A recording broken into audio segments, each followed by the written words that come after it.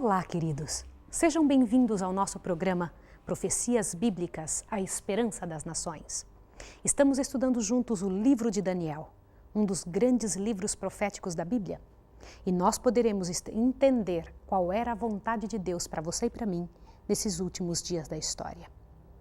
Queridos, nós estamos direcionados a uma coisa importantíssima nesses últimos dias. E esta é compreender, entender qual é a vontade de Deus para mim e para você. Sabe, no universo de amor do Deus eterno, naquilo que Ele planejou, você é o centro desse amor. A sua vida é o centro desse amor.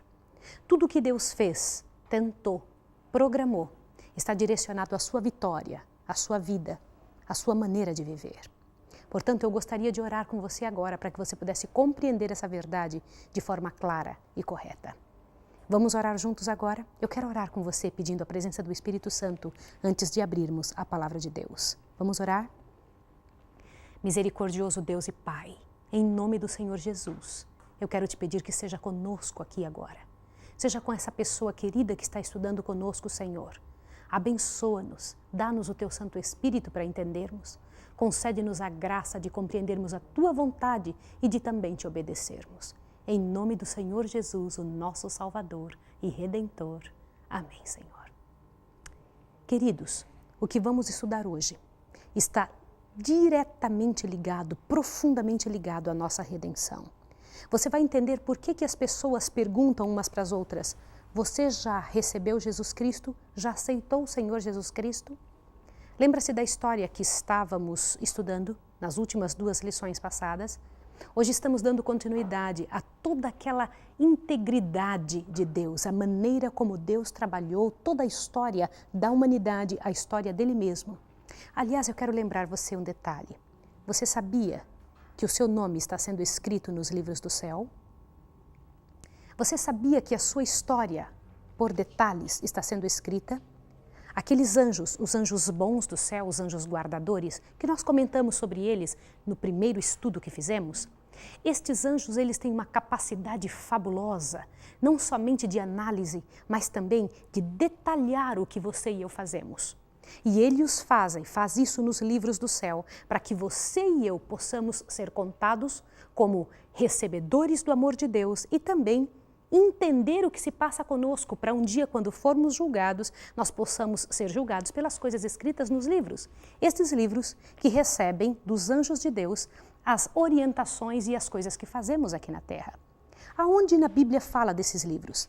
Corra na sua Bíblia, em Apocalipse, e você vai ver alguns destes livros dos quais eu estou comentando.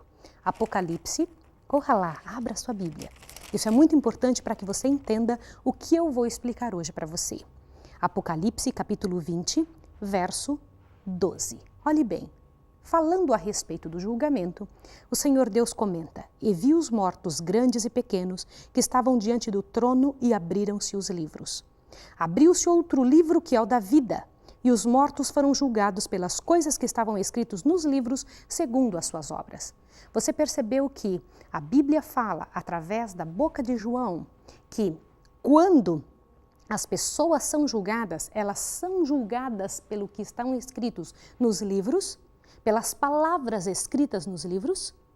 Quem escreve são os anjos.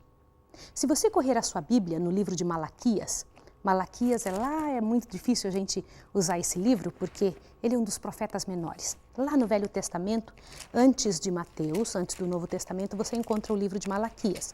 Malaquias capítulo 3, encontrou? É importante que você leia para que você possa compreender o que eu quero dizer. Malaquias capítulo 3, verso 16. Vamos ler juntos? Então aqueles que temiam ao Senhor falavam uns aos outros, e o Senhor atentou e ouviu. Um memorial foi escrito diante dele, olha, um memorial foi escrito diante dele para os que temiam ao Senhor e para os que lembravam de seu nome. Existe no céu não somente o livro da vida e livros no plural, como nós lemos anteriormente, como também o livro memorial. E esses livros são escritos pelos anjos. Mas também o inimigo de nossas almas tem registros a nosso respeito. Assim como os anjos usam os registros do céu, que são escritos no céu, para nos defenderem, também o inimigo usa os escritos para nos acusar. Ele é o acusador dos irmãos, como diz em Apocalipse, e eu faço questão de ler para você. Ele é o acusador. Ele faz o possível para que nós, você e eu, possamos ser tidos como transgressores perante os olhos de Deus. Vamos ler juntos isso. Olha o que está escrito aqui na Bíblia. Diz o seguinte: Então ouvi uma grande voz no céu que dizia: Agora é chegada a salvação e a força e o reino do nosso Deus e o poder do seu Cristo, pois já o acusador de nossos irmãos foi lançado fora, o qual diante do nosso Deus os acusava de dia e de noite. Você percebe? Ele era e é o acusador dos irmãos. Ele acusa a mim e a você. Mas acusa do quê? Qual é a razão pela qual ele se sente no direito de nos acusar? Você precisa entender como todo pecado nessa terra aconteceu a primeira vez. Você já entendeu como o pecado aconteceu no céu? Como foi que lá começou com aquele anjo que se sublevou contra Deus? Aquele que se tornou Satanás, antes era Lúcifer? Agora você precisa compreender como aqui na terra, de que jeito que esse pecado se transladou para a terra. Queridos, quando Deus criou Adão e Eva, esse mundo era perfeito, não havia uma só nota discordante. Tudo era simplesmente como Deus gostaria que fosse. Este mundo era o sonho de Deus. E Adão era a coroa da criação do Senhor. Quando ele olhou, ele disse, e eis que tudo era muito bom. Veja na sua Bíblia, no livro de Gênesis. Abra comigo no livro de Gênesis, para que você possa entender a beleza desta frase. Gênesis, capítulo 1, verso 31. Viu Deus tudo quanto tinha feito, e eis que era muito bom. E houve tarde e manhã, no sexto dia. Mas eu quero que você perceba mais um detalhe ainda na Bíblia, aqui mesmo em Gênesis. Gênesis capítulo 2 agora. Preste atenção à ordem que Deus deu a Adão. Tudo pertencia a ele, mas somente um detalhe o Senhor Deus pediu que ele não fizesse. Olhe bem, Gênesis capítulo 2, verso 15 em diante. O Senhor Deus tomou o homem e o pôs no jardim do Éden para o lavrar e o guardar. Ordenou o Senhor Deus ao homem, dizendo, de toda árvore do jardim comerás livremente, mas da árvore do conhecimento do bem e do mal, dela não comerás, pois no dia em que dela comerdes, certamente morrerás. Queridos, o salário do pecado é a morte. E Deus disse, haveria de acontecer exatamente assim. Mas algumas pessoas pensam que essa história do pecado, da árvore que Adão e Eva tomaram posse e comeram, é simplesmente uma lenda. Não é dessa forma. Lembre-se que Adão e Eva eram donos completos de todo este planeta. Eles eram donos de tudo que existia aqui. Tudo pertencia a eles. Nada Deus havia negado ao casal. Agora percebam um detalhe. Um dia, quando Jesus veio conversar com eles, e Jesus sempre vinha na viração do dia, ou seja, na hora do pôr do sol, porque, aliás, eu preciso lhe dizer um detalhe. O relógio de Deus é diferente do nosso. Para nós seres humanos, mudamos um pouco as coisas, começa um dia à meia-noite e termina na meia-noite do dia seguinte, 24 horas depois. Mas para Deus não é assim. Um dia começa no pôr do sol e termina 24 horas depois, no seguinte pôr do sol. É dessa forma que Deus fez e permanece até hoje. Lembre-se, Deus não muda. Na viração do dia, o próprio Jesus Cristo vinha conversar todos os dias com Adão e Eva. E então, ao conversar com eles, havia dito, vocês são felizes aqui? Imagine essa conversa. Eu sempre imagino uma conversa desse tipo. E Adão e Eva muito felizes no mundo onde não havia nenhum tipo de pecado. Então, eu sou muito feliz contigo, Pai. Porque Jesus era o pai deles, lembra disso? Não somente o irmão mais velho, mas também o criador deles. Então ele disse, o Senhor Jesus, você sabia que tem um anjo? Um anjo que se revoltou contra nós no céu, que não gosta de estar conosco? Eu imagino Adão dizendo, como pai, como é possível algo assim? Um anjo bravo, magoado com o Senhor, que é tão bom. Porque a Bíblia diz lá em 1 João que Deus é amor. Essa essência de Deus é amor. No entanto, o Senhor Jesus disse, ele se revoltou contra mim. Mas este anjo, ele está procurando um local para morar. Um local onde ele possa ficar para sempre. Eu imagino Adão dizendo, não, aqui ele nunca vai vir morar. Porque aqui nós te amamos. E eu quero que todos aqueles que nascerem de mim, junto com minha esposa, amem o Senhor grandemente. O Senhor Jesus disse para ele, você gostaria de provar esse amor para mim? Ele gostaria. Consegue imaginar algo como o Senhor Deus tendo falado para Adão e Eva? Conversado abertamente com Adão e Eva a respeito de detalhes assim?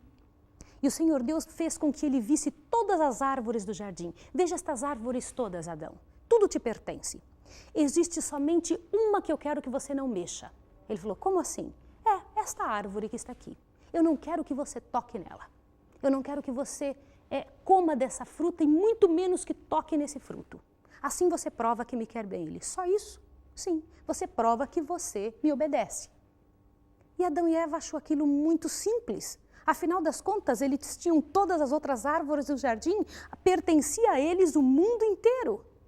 No entanto, Adão foi testado em algo muito simples. E, aliás, eu quero lhe dizer, meu amigo, minha amiga, que são as coisas simples que modificam a nossa vida inteira, que fazem a diferença na nossa história e na história do mundo. Todo longo caminho começa com um pequeno passo. Você começa com uma coisa simples para depois cair num grande precipício, sempre com uma primeira queda. Assim foi com Adão. Assim é com todos nós. Infelizmente, Adão disse ao pai, eu nunca vou tocar nessa árvore, fique tranquilo. E para Eva o Senhor Jesus disse, nunca se afaste do seu esposo. Fique próxima dele, porque próxima dele fica mais fácil de você nunca pecar. E aliás, existe algo muito sério no céu, extremamente sério, que Deus, quando diz algo, ele sempre tem razão naquilo que ele fala. Meus queridos, é tão séria essa situação. Faz tanta diferença você entender o que aconteceu.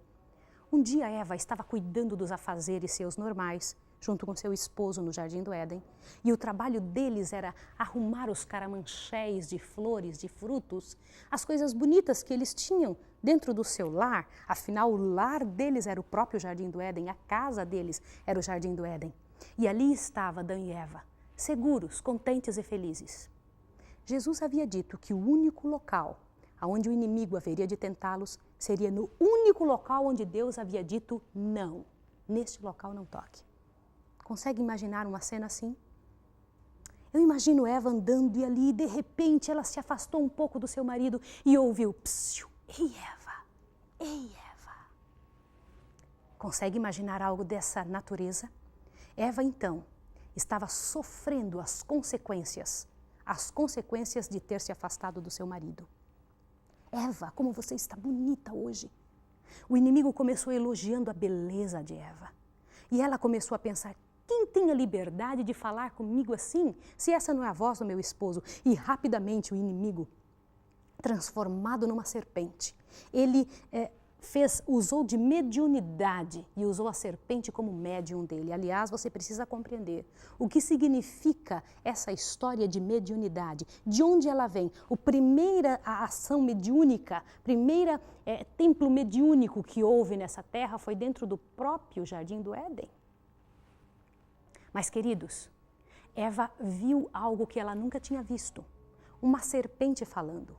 Os únicos que conversavam, que falavam, que tinham o dom da comunicação, eram seres humanos, os anjos e o próprio Deus. No entanto, agora, Eva estava vendo ali uma serpente falando, uma serpente conversando. Como pode algo assim? E a serpente estava fazendo exatamente o que Deus disse que se fizesse morreria. Estava comendo um fruto daquela árvore proibida. Aquela árvore que o Senhor Deus disse, nela nem mesmo vocês podem tocar. No entanto, a serpente, sem permitir muito que Eva pensasse, disse, Deus não disse que não podia comer dessa fruta? Ela disse, não se pode não somente comer, não se pode nem tocar, porque no dia que comermos nós vamos morrer. No entanto, não foi isso que Eva obedeceu. Quando Eva viu aquela cena, uma serpente falando, comendo do fruto e não estava morta, não havia acontecido aquilo que o Senhor Deus disse que haveria de acontecer, neste momento, Eva sentiu aquele desejo de conhecer algo proibido. Ela poderia, naquele instante, ter colocado um freio naquela situação. E a Bíblia, em Gênesis, eu faço questão de ler com você, Gênesis capítulo 3, verso 6, diz alguns detalhes interessantes que nós precisamos compreender.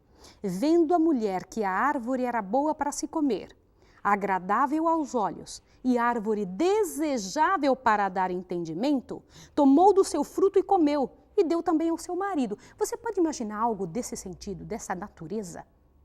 Ela, quando tocou na árvore para comer, quando ela tocou na fruta e comeu e não morreu, ela pensou, quem sabe Deus me enganou.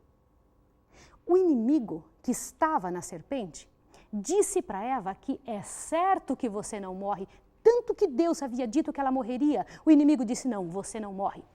Aliás, queridos, eu quero dizer algo para você, muito sério. Tudo que Deus fala, Satanás diz exatamente o contrário. Deus disse, no dia que você comer, você vai morrer. No entanto, o inimigo disse, não, não, você não morre. Deus diz que quando você se separa dele, você morre porque não tem vida própria. O inimigo diz que quando a gente morre, na verdade, a gente não morre. Preste atenção nisso. Isso é coisa muito séria. Isso modifica completamente a nossa história de vida, nossa maneira de entender estes pequenos detalhes que ele coloca no meio da verdade de Deus, tornando a verdade em mentira.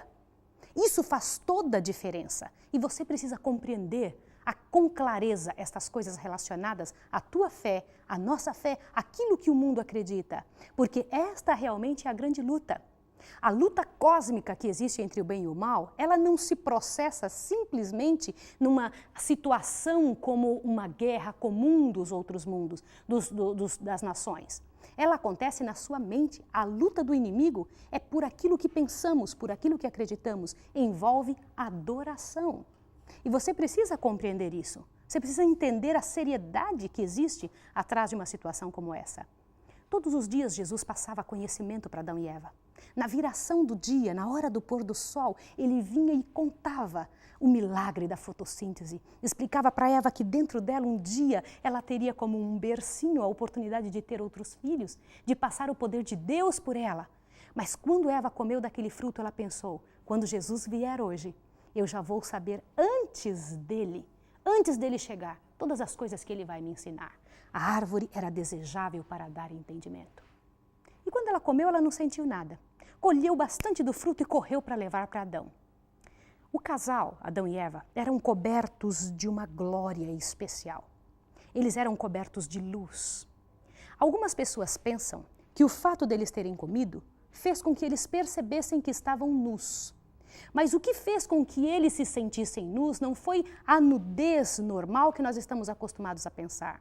É uma nudez relacionada à glória de Deus, relacionada à falta do brilho de Deus sobre eles. No momento em que Adão e Eva pecaram, eles perderam este brilho de Deus. Aonde se encontra que Deus é coberto de luz, que este brilho passa para os seus filhos, assim como aconteceu com Moisés. Você se lembra que quando Moisés desceu do monte com as tábuas, ele tinha o seu rosto brilhando e brilhando imensamente porque a glória de Deus estava sobre ele? Agora veja bem, abra sua Bíblia em Salmos. É muito bonito ler a respeito disso, Salmos, capítulo 104. Olha que interessante que você vai ver agora. Salmos, capítulo 104, o verso 1 e 2. Eu vou ler com você. Diz o seguinte: bendize, ó minha alma, ao Senhor. Ó Senhor Deus meu, Tu és magnificentíssimo. Estás vestido de glória e de majestade. Veja mais o que diz o versículo 2. Ele se cobre de luz como de um vestido, estende os céus como uma cortina. Este brilho que existe ao redor de Deus, Adão e Eva possuíam um brilho semelhante, cobrindo seu corpo, mostrando que eles estavam cobertos pela glória de Deus. Quando Eva veio correndo da árvore, da ciência do bem e do mal em direção a Adão, Adão de longe viu que ela estava sem o brilho de Deus, estava nua da glória de Deus. Aliás, queridos, nós devemos nos sentir muito maus, muito, mas muito sofridos, com o coração doído, quando pecamos. Deveria ser essa a natureza da nossa vida. Assim deveria acontecer. Adão e Eva, na hora que eles pecaram, eles perderam esse brilho. Só que há alguma coisa interessante para que você possa compreender a respeito de Adão. Quando Adão pecou, ele não foi enganado como Eva foi. Não. Adão pecou porque ele não queria que sua esposa morresse sozinha. Ele sabia que ela haveria de morrer. Aonde na Bíblia se encontra isso? Eu queria que você abrisse em 1 Timóteo, capítulo 2, verso 14. Abra sua Bíblia em 1 Timóteo e você vai ver que coisa interessante, falando ali a respeito de Adão e de Eva. 1 Timóteo, quando você vê 1 Timóteo, capítulo 2, verso 14, diz o seguinte: E Adão não foi enganado, mas a mulher sendo enganada caiu em pecado. Adão com um coração pesado, mas confiante de que ele haveria de morrer com aquela que ele amava, pegou do fruto e comeu junto. E você sabe o que aconteceu? Tornaram-se os dois pecadores. Jesus, na viração do dia, veio e entrou no jardim. Quando chamou, disse: Adão, onde você está? Adão, a primeira coisa que fez foi dizer: eu me escondi, porque estava nu, eu me escondi. Agora veja que coisa interessante. Adão antes fruía de uma felicidade muito grande. Vivia contente, feliz ali dentro daquele local. No momento em que ele pecou, a primeira coisa que ele sentiu foi vergonha, o desejo de correr de Deus e esconder-se, e ele tampou o corpo dele tentando enganar Deus para que Deus não visse que ele estava sem o brilho, aquele brilho que cobria o seu corpo. E a mesma coisa ele fez com sua esposa, e como se não adiantasse, ele correu atrás de uma árvore para que ele pudesse se esconder de Deus. Quem te fez saber que estavas nu? Comeste da árvore que te ordenei que não comesse? E Adão então disse: a mulher que tu me destes me enganou e eu comi. O Senhor Deus pergunta para a mulher, ela diz: a serpente me enganou e eu comi. Ninguém aceita a culpa para si. E o Senhor Deus não pergunta nada para a serpente, porque a serpente não fala. O que foi que você fez? Aí ele chega para a serpente e diz abertamente: por que você fez isso? Maldita você é agora. De hoje em diante, você vai passar a rastejar e todos os dias da sua vida, todos os animais vão te odiar. E você vai comer pó todos os dias da sua vida. Pode imaginar uma cena assim? E voltou-se para o inimigo que estava do lado e falou para o inimigo: a semente da mulher vai massacrar a sua cabeça, mas você vai machucar o calcanhar da semente da mulher. E eu faço questão que você leia comigo isso em Gênesis, para que você possa compreender a realidade deste verso. Olha o que diz em Gênesis 3, verso 15. Isso é Deus falando para o Satanás. E porém inimizade entre ti e a mulher, entre a tua descendência e o seu descendente. Este te ferirá a cabeça e tu lhe ferirás o calcanhar. Queridos, esta é a primeira profecia bíblica. Mulher em profecia significa igreja. O Senhor Jesus estava aqui dizendo para Adão e Eva: olha, eu vou colocar inimizade, graças a Deus ele colocou inimizade entre Satanás e a mulher e a igreja dele. Ele disse que o descendente de Satanás faria inimizade com o descendente da igreja, o descendente da mulher. Olha, e que o descendente da mulher venceria o próprio Satanás. O descendente da mulher é Cristo, é o Senhor Jesus Cristo. Ele é o nosso representante no céu. E isso enche o nosso coração. E você precisa entender essa verdade grandiosa, que Jesus é o centro da nossa vitória. Quando disse isso, Satanás se assustou. Como é que pode que Jesus um dia disse que vai se tornar descendente da mulher? Jesus estava explicando que ele haveria de nascer de uma mulher, da barriga de uma mulher. É tão sério pensar nisso, que um Deus se entrega em favor do ser humano. Queridos, abram as suas Bíblias em São João, lá no Novo Testamento. Veja o que Deus diz naquele verso que todos nós conhecemos tão bem. São João 3, olha que coisa interessante. É isso mesmo, verso 16, diz o seguinte: porque Deus amou o mundo de tal maneira que deu seu Filho unigênito para que todo aquele que nele crê não pereça, mas tenha vida eterna. Meus queridos, Jesus, naquele dia, lá no Jardim do Éden, pegou a morte que era de Adão, tomou para si, e pegou a vida que estava nele, que ele tinha direito porque nunca pecou, e entregou para Adão. Naquele dia, Adão teve que decidir aceitar a Jesus como seu salvador pessoal ou morrer a morte que Jesus disse que ele haveria de morrer. Adão aceitou viver, aceitou receber essa vida que Jesus estava entregando para ele. E você? Você já aceitou Jesus Cristo como seu Salvador? Já ofereceu a sua vida? Já entendeu o sacrifício que Jesus fez, deixando de ser Deus, para oferecer-se por você e por mim? Deus tem um plano de amor na sua vida, um plano grandioso para a sua história, um plano que somente Ele sabe fazer bem, sabe resolver bem. O dia é agora, não é amanhã, não é no próximo programa, é agora de você parar para pensar no que você tem feito, o quanto você tem trabalhado a sua própria história pessoal e quanto você tem permitido que Jesus faça parte dela. Jesus, aquele Salvador, o meu Salvador, o seu Salvador, espera a sua decisão tal qual ele pediu a decisão de Adão. Se aceitava ele como Salvador pessoal ou se preferia morrer. O Senhor Deus tem um plano para você. Eu quero orar com você agora. Quero pedir a Deus que te dê a força que já deu para tantos outros vitoriosos no passado, que tomaram posse da vitória de Jesus e fizeram da sua história uma história diferente. Vamos orar juntos agora? Eu quero orar com você. Quero pedir a Deus que abençoe a sua vida e a sua decisão. Vamos orar? Misericordioso Deus e Pai, bendito seja o teu nome por enviar Jesus Cristo no momento mais crítico da história desta terra. Muito obrigado por resolver o problema do pecado, Senhor. Nós aceitamos Jesus.